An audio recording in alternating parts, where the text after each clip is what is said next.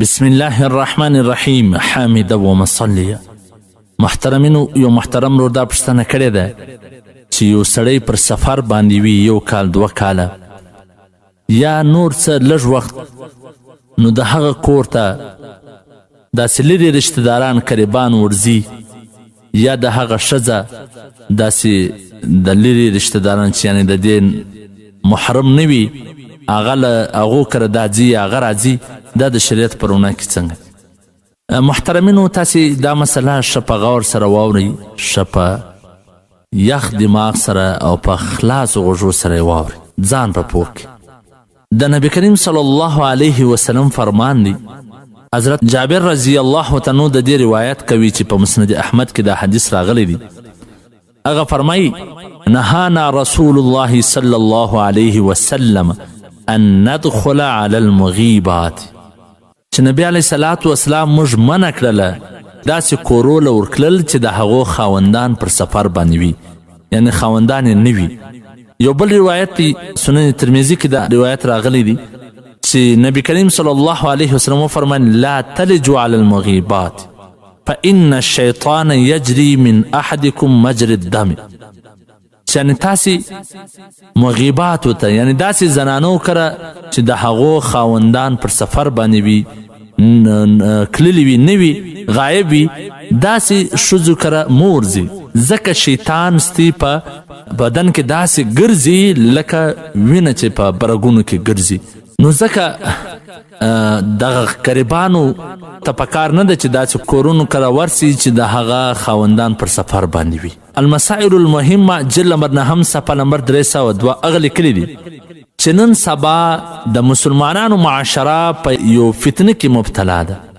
مثلا هغه علاقې چې د کوم ځای خلک د معاش دپاره، د مزدورۍ دپاره د خپلو کورونو څخه تللي دي، نورو ښارو له اوږدې مسافرۍ کوي یا د نوکرۍ ملازمت دپاره خارج ملکونو له تللي دي، په نورو ملکونو له تللي دي، هلته په کلو مقیمه وي.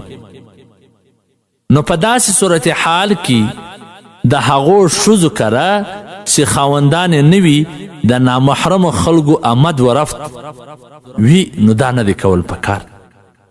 ځکه د نبی کریم صلی الله علیه وسلم پر دې هدایت باندې چې هغه وایي د داسې ښځو کورو ته مه ورځئ چې د هغو خاوندان نه وي، د دې هدایت خلاف عمل دی. دا د دې څخه په معاشره کې ډېر فسادونه او بګاړ راځي، د عصمت او د ناموس د داغدار کېدو ډېره خطره پیدا کیږي. نو پکار دا د عزتمنو چې هغه علاقې والا، د هغه کورنیان، د هغه خپلوان پر دې روایت باندې په پابندي سره، په سختي سره عمل وکړي چې نبی علیه صلات وسلام داسې کورو ته مه ورځي. نو نن سبا دور چې د میډیا دور دی، د فیسبوک، د نیټو، د عیاشي دور دی، د هر یو سره غټ غټ موبایلونه وي او په هغه کې رنګارنګ عیاشان فحشي ګوري.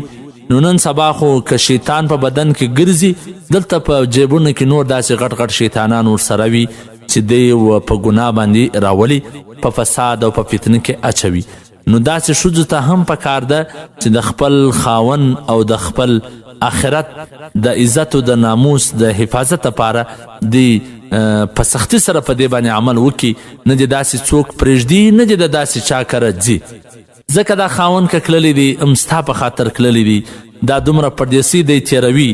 په کار خو نه ده چې دومره پردیسي وکړي، دومره مسافرۍ وکړي، خو که دی کوي ستا دپاره کوي، ستا د اولاد دپاره کوي، د مجبورۍ سې کوي.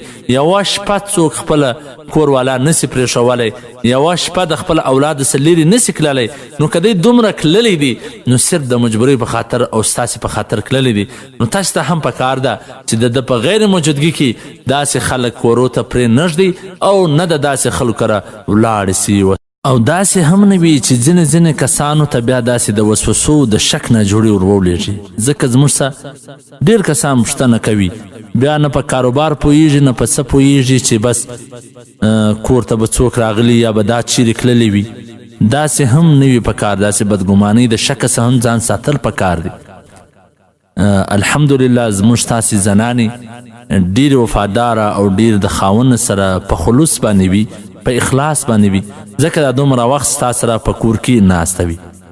افراط تفرید څه به کار نه اخو، نه به ډېره ازادي وي نه به ډېره تنګي وي. خبرې مقصد دا دی چې نه ډېره ازادي نه ډېره تنګي، برابري. داسې هم نه وي چې هر څوک ځي و راځي روان وي، هېڅ پوښتنه نه وي. داسې هم نه وي چې خپل قریبان خپلوان دې هم نه راځي نه دې د هغو کره ورځي. باید د اعتداله څخه کار واخیستلی سي. السلام.